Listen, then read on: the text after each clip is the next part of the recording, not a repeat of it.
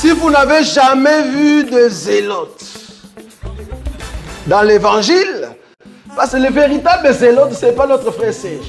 Moi, je suis un premier zélote. Éternel Dieu, nous te disons merci pour ce moment. Nous croyons que tu es le Dieu véritable qui agit. Et nous voudrions nous confier entre tes mains afin que tu nous conduises. Que la gloire te soit rendue pour tout ce que tu feras pour nous cet après-midi. Je suis rassuré que personne ne sortira d'ici dès qu'il est rentré, parce que tu es un Dieu puissant et Dieu vivant. Nous avons ainsi prié par le nom de Jésus, notre Seigneur et notre Sauveur. Amen. Amen.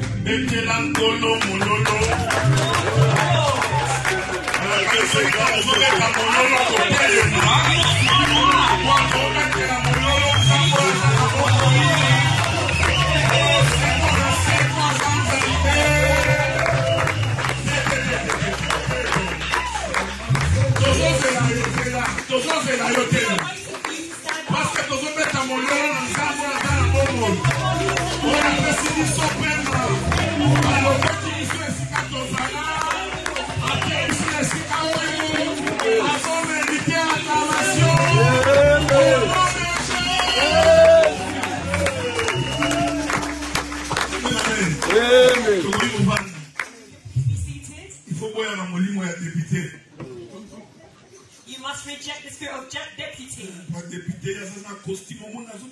deputy has costume is applauding. When the ark of the Philistines is coming back, David, who was the king, he left his throne for the God who's alive. There are people that are calling this afternoon. They don't have the capacity to pray. Even some people to stretch out their hands. But if God is giving you a certain strength that you have, in front of it, look at your in-law. Don't look at your wife. Don't look at your children. But in front of God, we bow down to the pastor and the doctor and our suit. We bow down. May God receive the glory. When I was coming, I was speaking to the pastor today. I said, the rain is going. I remember the first time I set my feet in this hall. It was in 2012. And it's been 12 years that we have been together. We started, I didn't have great hair. I don't know how Robert Thomas is doing without the grey beard. We had grey beards. We had that God is protecting us. And for that, God, you must always be thankful. The children we give birth to, they're grown up, we give birth, they're grown up, and they get married. So that God is alive. I say thanks to the pastor. They're one of the people that carry into my heart. Even in times of battle, he's someone that I can give my heart to. Because we are sure that the true friend, even goes down with you in the valley, they will not leave you despite the difficulties you may go through. And I'm sure that the God of heaven will bless you. It's not for us to get used to all the time. To be grateful that I come with my wife.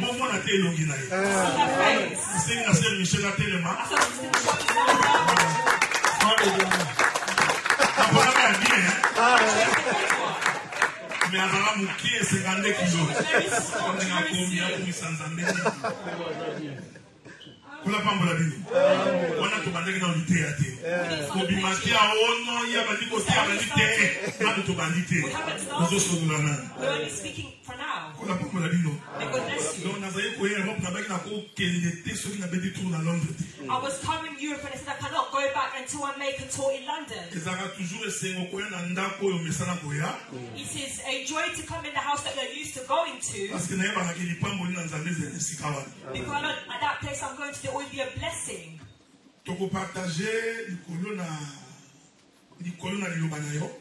We're going to share within the words. Nous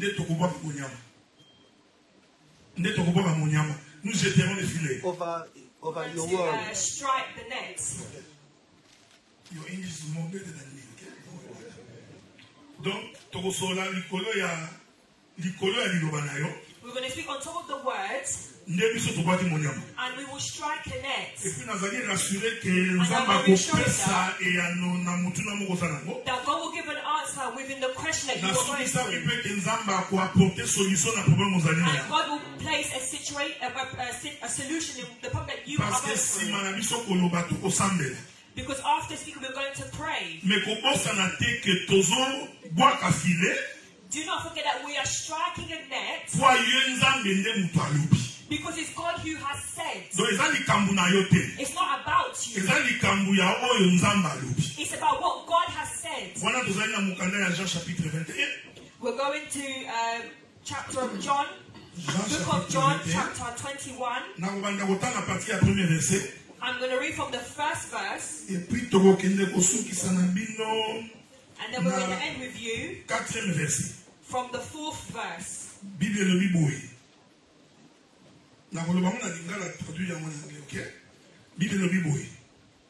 Simana yango Yesu na bayekoli na ye bakei na ngambo na ebale na Tiberiade etala na lolenge nini ya mataka na bwato. After this, Jesus appeared once more to his disciples at Lake Tiberias. This is how it happened. Simona Petelo, Thomas, oba bengi na kombo ya Didim, Nathanael de Cana, na Galilée, na bale ya Zebede, na baye kolimi bale ya Yesu, bazalaki elongo. Simon Peter, Thomas called the twin, Nathanael the one from Cana in Galilee, the son of Zebedee, and two other disciples of Jesus were all together. Simona Petelo, alobi na bango, na kokende koloba, bango bazongiseli ye, tokokende na yo elongo. Ndebo ibabimi bamati na bwato me butu wana bazwi elongo te. Simon Peter said to the others, I am going fishing. We will come with you. They told him. So they went out in a boat, but all that night they did not catch a thing. Tangu tongo etani Yesu amikuti pembeni na ibale. Wana bayekoli bayeba kiteke ezalaki Yesu. As the sun was rising, Jesus stood at the water's edge, but the disciples did not know it was Jesus. We take from verse 5 to verse 6. Yesu alibeli bango bana. Bozana eloko ya kolia te, bazongisi te. Then he asked them, young men, haven't you caught anything? Not a thing, they answered. Il leur dit, jetez les filets du côté droit de la barque. Vous trouverez, ils les jetèrent donc, et ils ne pouvaient plus les retirer à cause de la grande quantité de poissons. Verset 7.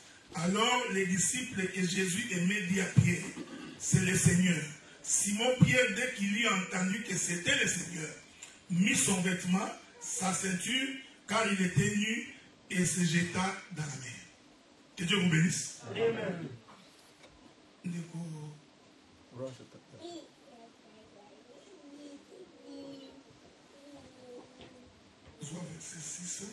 John chapter 21, verse 6.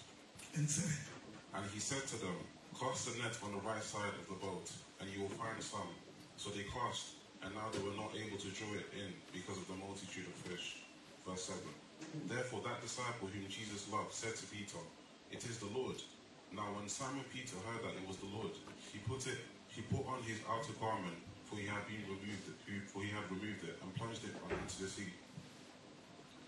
May God bless you. Amen. May God bless you. Jesus died and he resurrected. The disciples returned back to their work.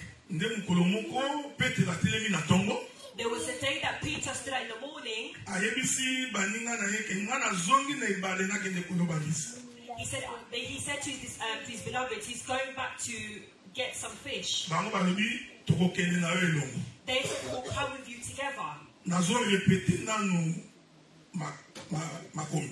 I'm repeating the scriptures again, so that each and every individual can hold the scripture very well. Because if you haven't understood the scriptures well, when we will start going up and down, you won't have as much difficulty. I know that at times, sometimes we can be busy and we don't read the Bible. So I'm going to repeat the story so you can see how it has been written.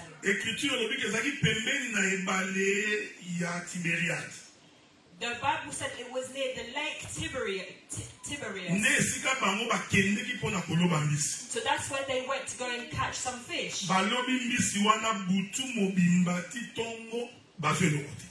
They went to the lake through their night to get the fish, but didn't receive anything.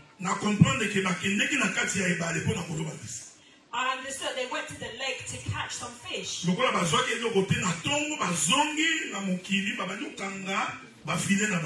Because they didn't get anything, they went back in the morning to close their nets. And that's where Jesus came out of them. And he called them as children. I love Jesus a lot. Even if it was the brother of Peter.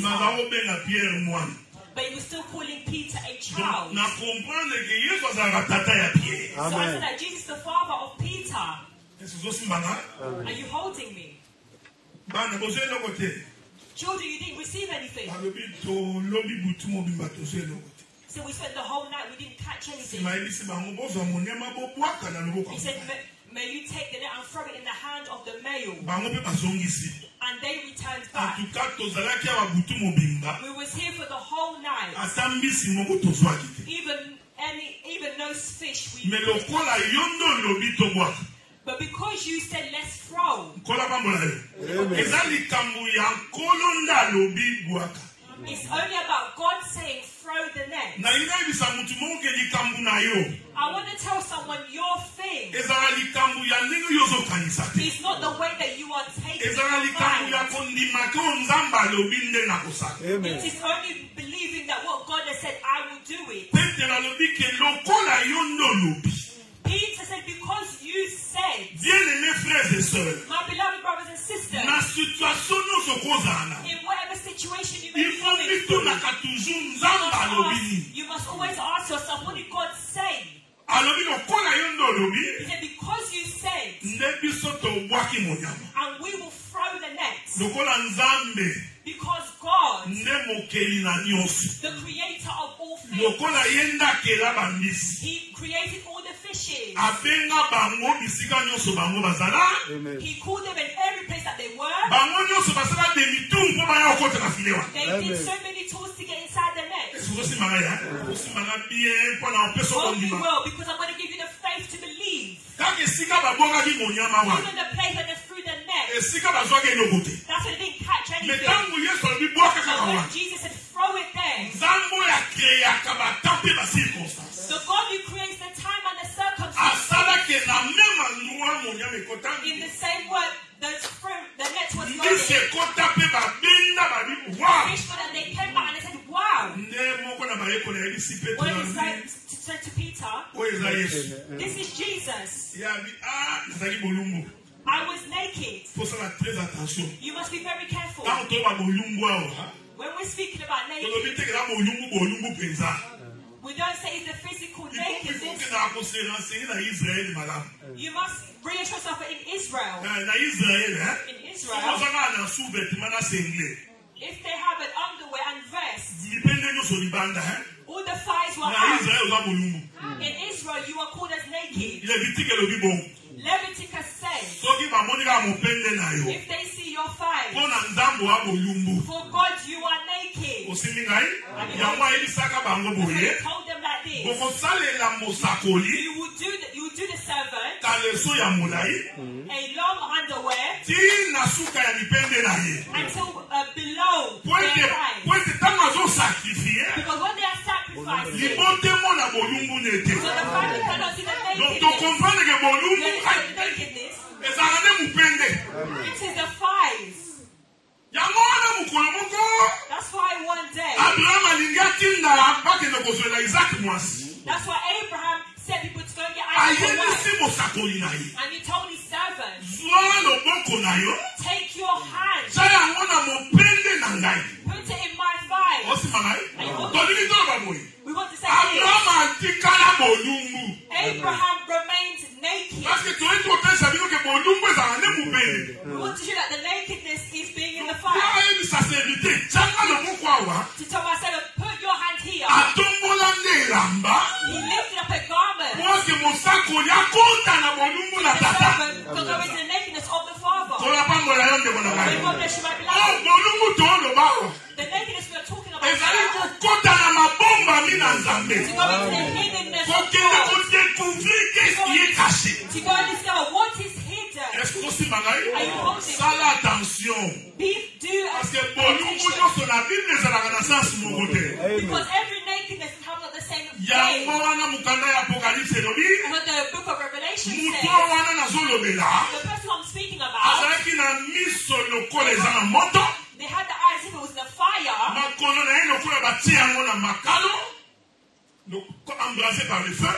Was burned by the fire. He had the eyes in front and left and right. In his thighs, they wrote a name. The name was the Word. Understand that? To hold the Word, you must see that the fight of God, and that is the nakedness. I want to give you another stumble. That's why when Jesus is coming into the cross, the scriptures say they removed his clothes. He went up on the cross naked. Mary was rude. That woman, she went under the cross. She went to look at the nakedness of his wife. Of 33 years old, Mary didn't fit. We understood.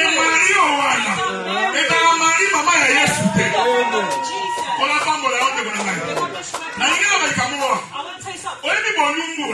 Being naked is a scandal for people that are outside. For the woman of the house.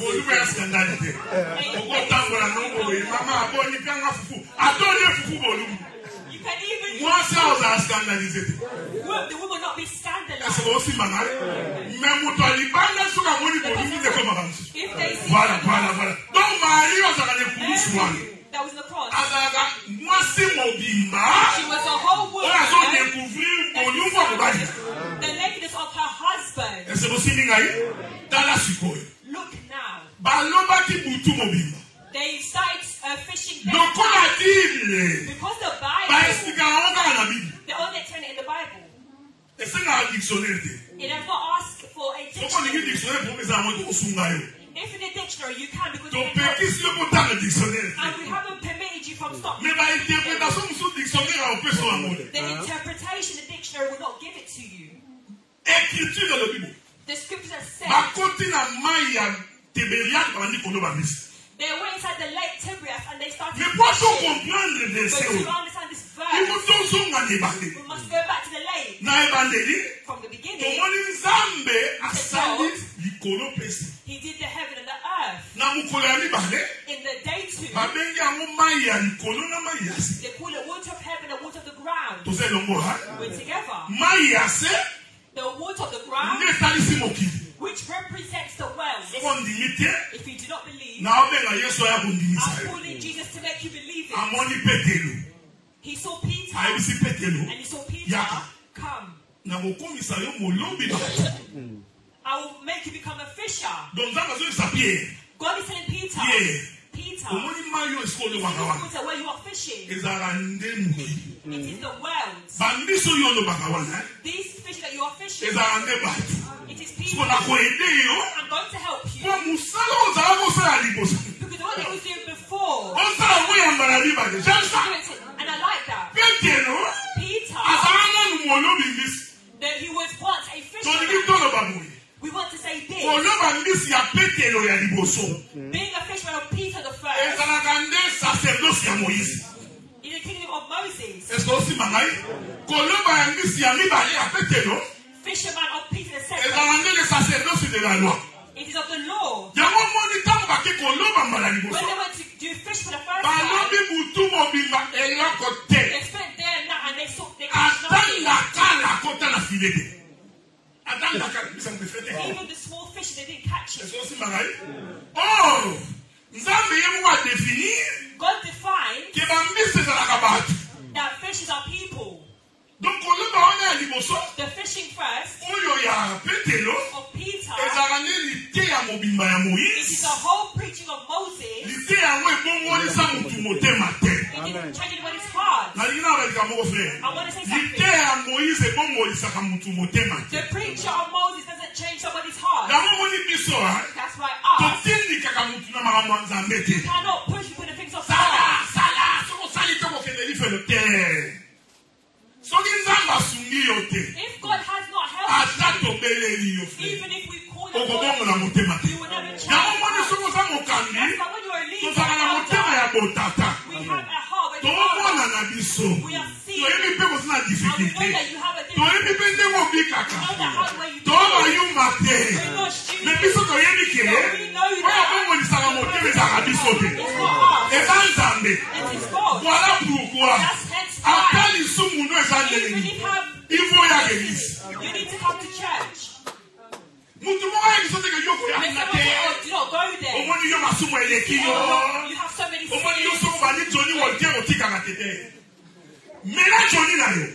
Drink your Johnny. We say come.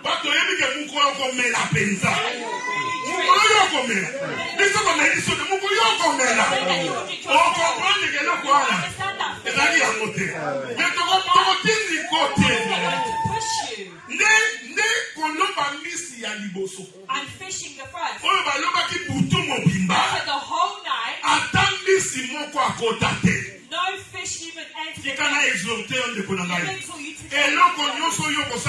what you doing in your own strength. You'll never get an answer. Peter fought. Because he was a fisherman. He had experience. He knows how it goes round. It's the God that we have. It's not experience. The scripture says it's not by the donc la lance c'est arrow comme une flèche. Like a string. Ce n'est ni par la lance, it's not by the string, ni par les boucliers, comme une protection, by a protector, que l'homme peut remporter la victoire. That man can see the victory. C'est au nom de l'Éternel qu'on remporte la victoire. That we seek the victory. If you get victory, do not think it's by your own strength. If you do not see, do not think it's by your own strength.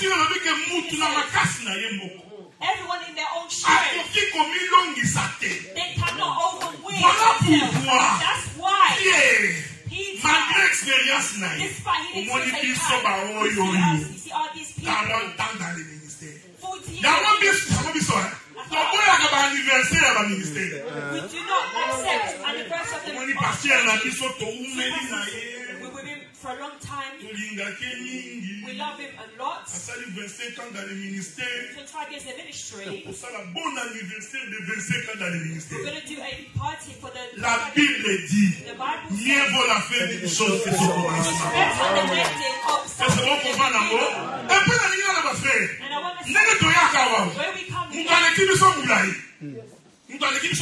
Someone who's taller than us. C'est Saoul. It's Saul. C'est aussi marrant. Son côté Israël. If you enter Israel, the Bible says Saul was taunting our people. Even if you're in the market, you will see Saul. Even in the forest, where people are, you will see him. Because his hair is filled in all the body. He was over people's heads.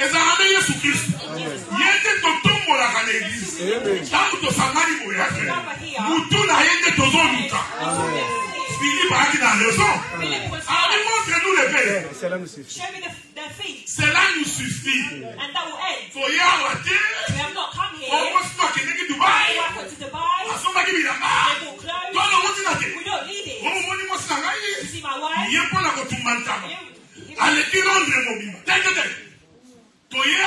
We come here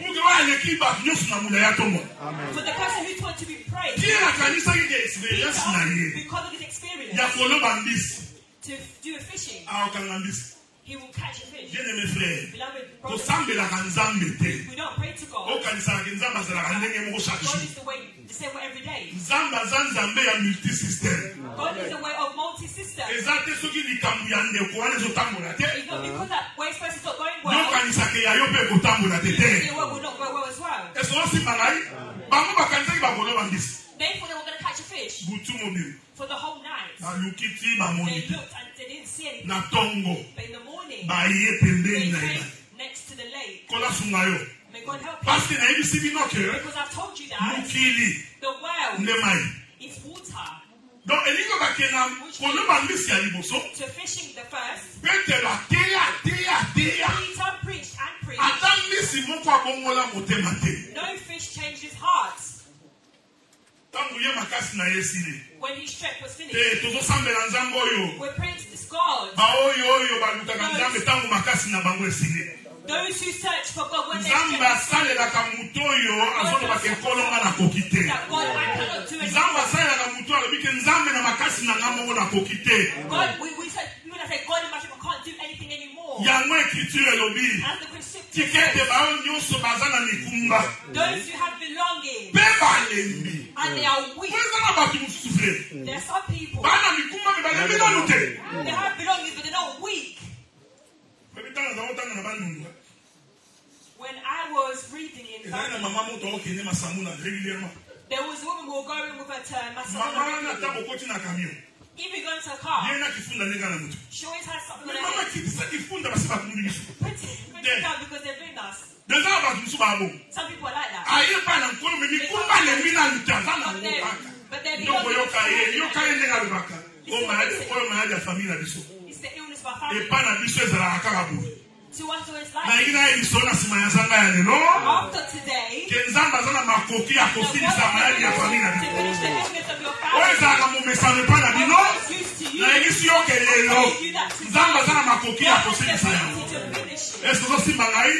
Donc mon message non. Used to the habit. God let you know it. There was a day. The king of Babylon. He arrested Shadrach, Meshach, and Abednego. And he put them in the valley of fire. I like the thing that he told them. I will put you there. I will see which God will come and deliver you in my hand. Tell the name of your family that they are bold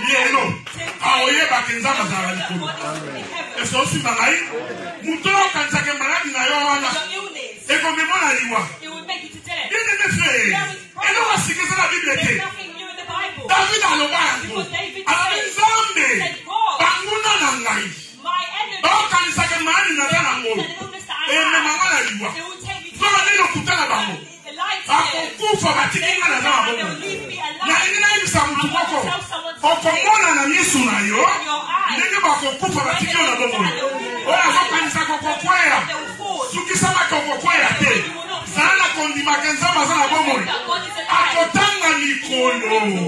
Mbula moko ekoki mbula ya mibale azobituna azana bomo ikaka ndenge ni azo comprendre te nzambo azana bomo ya tambola kana yo Beloved, they told the king. Oh, really, the king? En ce qui concerne comment Dieu va nous sauver. Concern of how God will save us. We do not want to have an argument with you. Donc, nous allons penser à une démonstration qui est. How God. Mais But I know that. That God. Bien mes frères, le miracle de Dieu.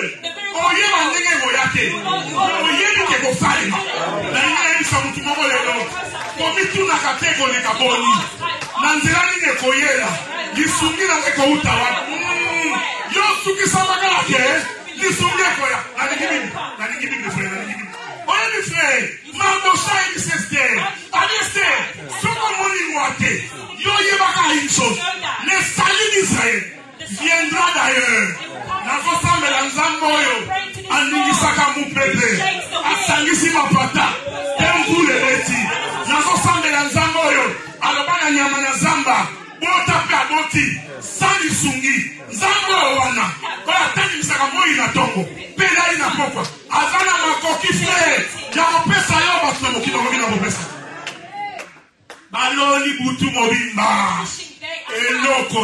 And they saw nothing.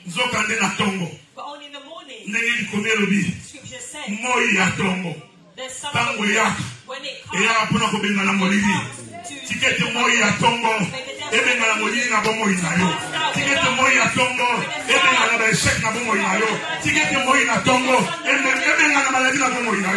L'Éternel se présente le matin. Eternal God presents in the morning. When someone's on the whole night and they're tired, you don't lose your faith. Because God is alive. You will not die. You will live and you will see the works of God. Come in the morning, he said to them, throw a net. Throw it in the hand of the male. I will not waste all my time over there. We're going to pray. Throw them in the hands of the male. Brother, Peter, you need not to ask. Why in the hand of, in the left hand? Why not in the hand of the right? If we go Australia, we'll see it clearly. Since you've come to London, only tax. Only the tax. We're doing so much to come out that it's not working. It's not about London. It's not about London. Who are you with? If you have God, you're in the desert. When you will not die.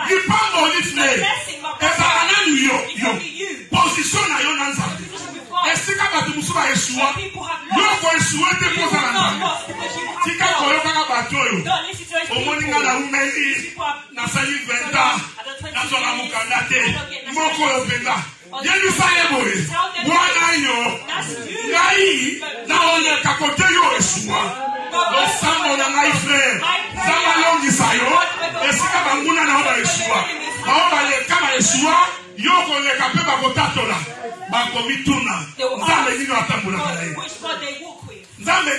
Which God that we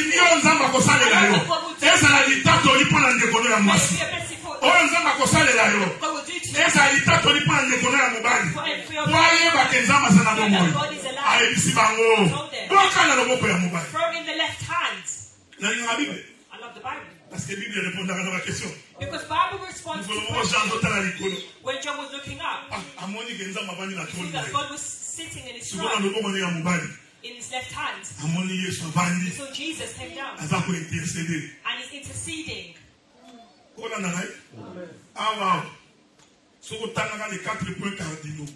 If you didn't read the 4 points of cardinal, you have a difficulty. If God sits like this, his right is here. What if he turns? The right. We ask which right. If he turns. want you to hold me well. In the hand of the left, they're praying for us. May God bless you. But it was where God prayed for us, it was in the cross. That's why you see Father, everything shall be accomplished. All the orders were on the right, it's on the whole cross.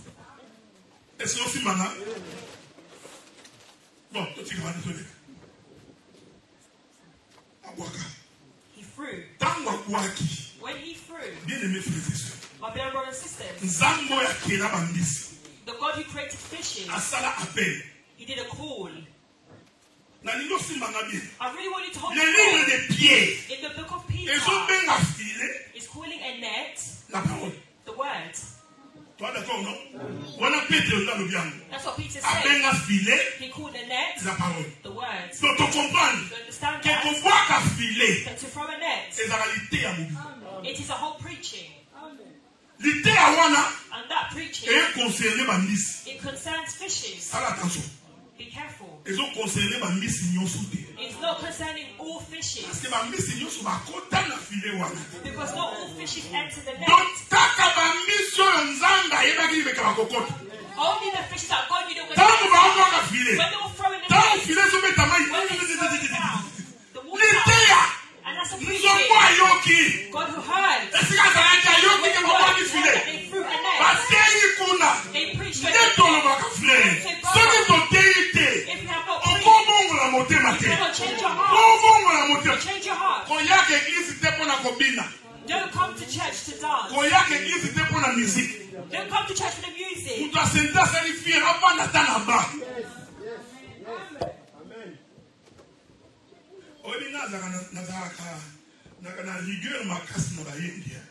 I have my regulations with singers because they think that they're stars.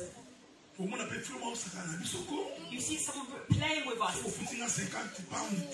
If you're going to give me £50, I'm not going to play the piano. We're going to applaud. We will play. God who sends people, He will replace you, and they will replace you. When they're throwing the net, everyone who was lost, they're going back to the way. No matter what this direction the fish was going, when the nets were onto the water, the fish were at water. I want to tell you something. When we are preaching, we don't know who will enter. We don't know who will be. We are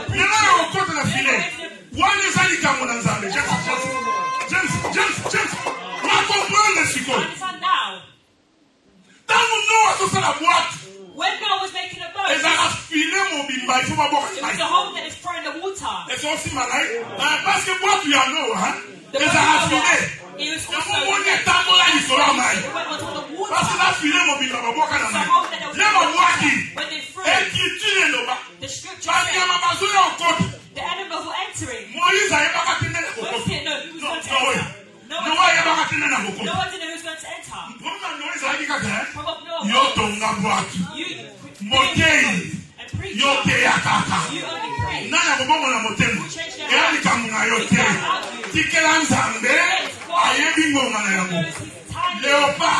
the leopard runs quickly. I don't know fish well because I'm not Mungala. If a Mungala said they can help us, they are very quick in the water. The fish that walk very slowly. When they threw the fish, they didn't enter the same way. A small fish. But then that was still going to wait.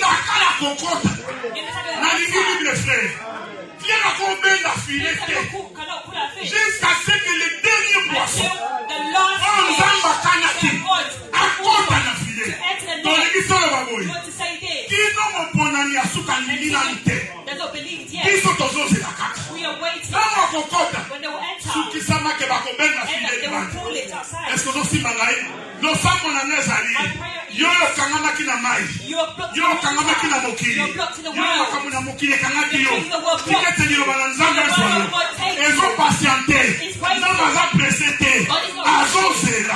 Jusqu'à ce qu'il va te délivrer. Malade n'a pas ouvert la casse à côté. À tes oya malembe. À ta balobi kokokufa. Il est ça nous la maille. Jusqu'à ce que tu entres. Until the day that you enter. Moïse n'aura tellement.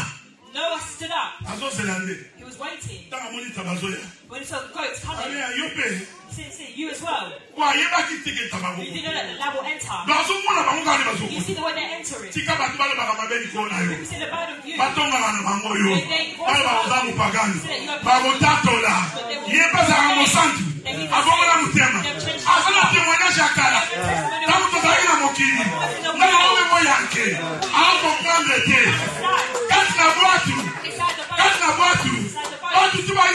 many people are stupid. A lamb was going past the lion.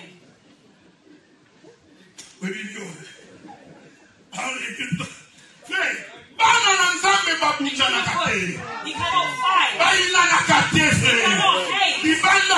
Outside. The way the lamb ran over from the lion. But the next to the lion. Looking at him. Change. What I'm saying is the Bible. Because a lion is a person. Lion.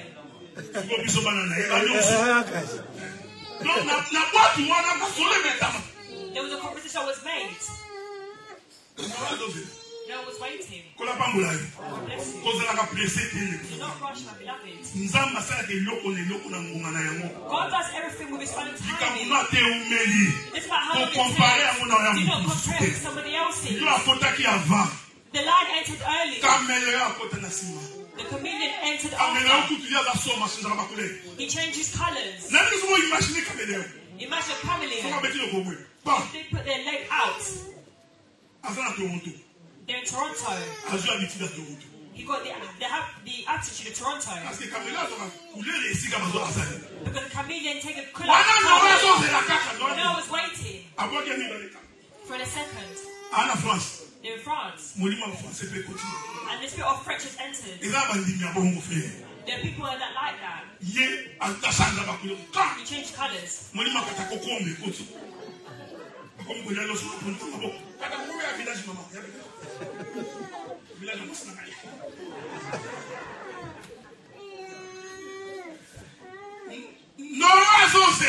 Noah was waiting. Do not be disturbed. Don't wait until you enter the ark. Until your healing will be shown. Peter said that we went to try. Because you what you say. You are the creator of the world. You created all.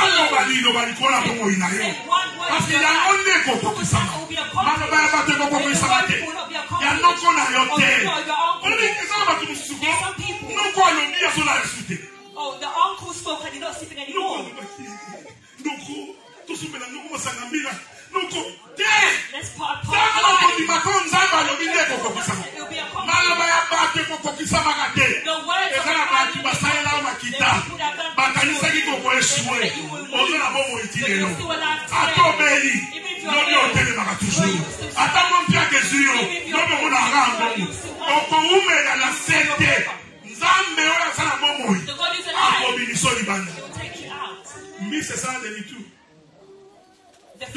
will be a which means that day it was villages. When they go inside the net, when God saw that the last fish has entered, so Peter, when you pull out the net, pulling out the net, it is a whole rapture. We are coming out of the world. and we have gone. Another thing before we pray. Until that day, Peter didn't know it was God. I was asking him a question. Peter, he walked with God 3 years and a half. They were eating with him. They were talking about it. Even in the voice, he didn't realize it was God. God bless you. It was good to show Peter that if not me, you cannot see your healing. So have the faith not to do miracles. So that he is God.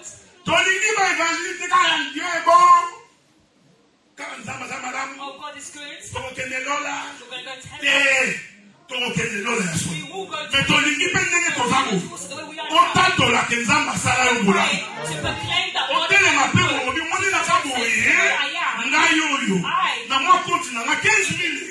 In my account,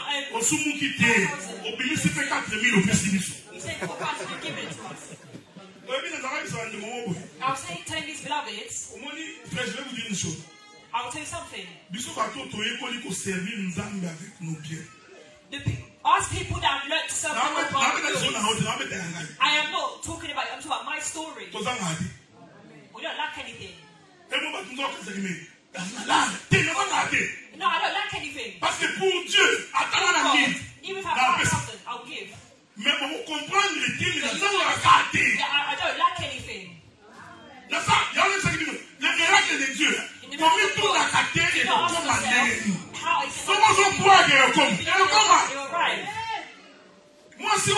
A woman is saying, I have small oil. If I cook it, I will die.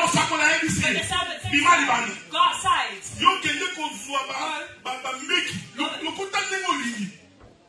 Take as much as you want. When they came in one, decided spreading. Even the others are there. The small. They will not finish. The small. It's the people of God. If you want to eat mango tomorrow, that I am take it back to the ground. If you don't take it back to the ground, next year, you will not eat mango. Principle of God. God will bless you. You tell me tomorrow. So you can break it. Because God you said, and that's what we did. There's some people, we are asking, when they give them money, they go back home. Take to start saying, when they insisted, that's what I only gave.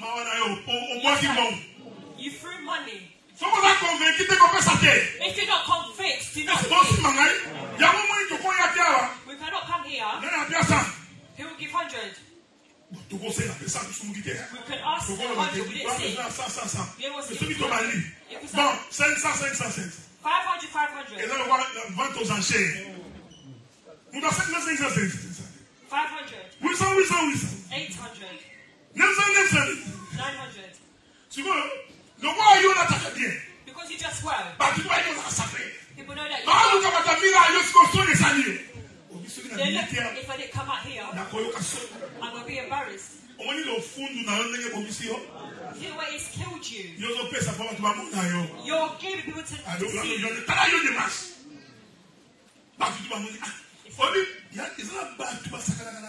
The people that really play with God, they ask the question, who's going to give 200 to lift their hands? They've really lifted their hands. They ask the usher, take their name. It's become something. No one asked you to lift up your hand because you saw people. Because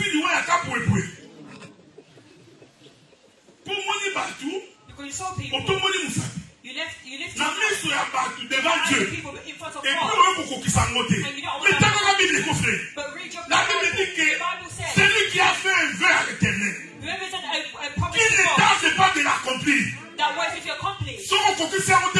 If you don't accomplish, you sit back. On a besoin ensemble la bonne We ayote. don't need to pray for you. Au moins nous sommes mususu hein. There are Et other puis ça prayers. kanzambe kanda. It makes God very La angry. difficulté aux anango. Difficulty that you're Kwa going yo la kanzambe to. pesate. You promise God that you Si will comme on pesa biso musala. giving us Comme job. on ensemble la bonne. De koyo, on dit mon Pierre Jésus, comme finance na. Nous avons dit tous au moment. We're killing our bodies. Nzambe pesa kanda. God is making Nzambe us sick. mutura la kakinga. You promise Akokisite. in our Souvent confidence, il n'y a pas mon aïe. the Lord to bless them Na kaya bongo. in that way. Kokisaka. When you accomplish, Aux délivrance. you get Quand on delivered. semble la coutute. We're not going to pray. Oh nzamba lobi. What God has said, Ne ya moi faut sala. that's what you must do. Parce que kobika na yo eza na makambo nzamba lobi. Because you're saying what God has said. Est-ce que vous aussi malade? Oh non c'est kangama ki na moki. That was blocked in the Moi world. na kiti na exhortation. And I've got the exaltation. Ni pesa na moki. Fish is in the world. Eza na kati na mai. It's in the water. Etangami na moki. He's holding the world. Mais quand la parole vient, But when the word comes, ce qui était retenu, of what is retained, il faut bima. it must come Quand out. la parole vient, When the word ce qui comes, était impossible of what was doit impossible, devenir possible. will become Quand la possible. parole vient, Because the word la comes, maladie doit te quitter. the illness Et must ça, come il y a out. une It's about lima you believe que in God. sur ta parole, By the je word, jetterai les filets. I will reject Il dit ça, nous avons ça pour la qualité. Et ça pour la qualité. Ce qui pour la qualité. Mais la zone n'est pas la qualité. Ce qui pour la qualité, mais la théorie a foutu dans la qualité. Mais ma mère, j'en ai yo. But it's about you. Le quoi yo le baki. Because you said, Pour qui ça va le banayo. accomplish your Zamba word. le ba. God Oh said, yo c'est du marana mono kuna. whatever comes of my Et word, zonga kate sans accomplissement. Rappelez Nzambe malo banayo. Yebi sans Nzambe soko complicité. Okobima mutu alokuta. Kwa yo mokondo lo baki. Bwaka monyama na kote ya mwezi. Tikete Nzambe na lola. Aye na lola lisungi. Tikete Nzambe na lola. A répondre na préoccupation na yo. Totele ni pona musambe. we stand up, please, to pray. Kanisa likamozana. Think of what you have.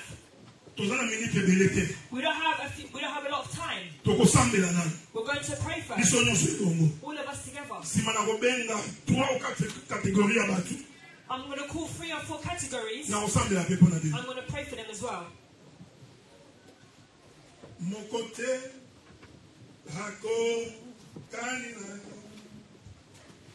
Mon côté hako kanina.